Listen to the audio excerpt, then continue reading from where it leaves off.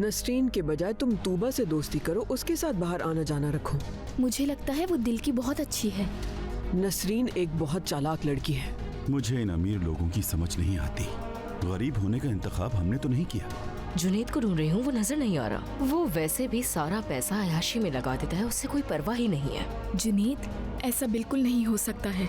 आतिफ भाई आपके कहने पे जिस गाड़ी के ब्रेक फेल करने हैं वो काम लेके तो फंस गया होगा। वैसे जिम अच्छा लड़का है, वो नसरीन जैसा नहीं है। ये जिम और तूबा वाला मामला बहुत गुस्सा दिलाता है मुझे। खुशी हासिल करने के लिए बहादुर होना पड़ता है। तूबा और जिम की मुलाकात का सबब मैं ही हूँ, लेकिन मुझे बहुत अफसोस होता है। क्या तुम मुझे घर में नहीं बुलाओगे जिम?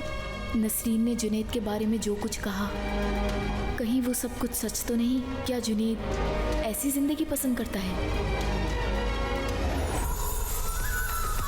देखिए ड्रामा सीरियल इश्क एक गुनाह रोजाना रात 7 बजे सिर्फ AAN TV पर।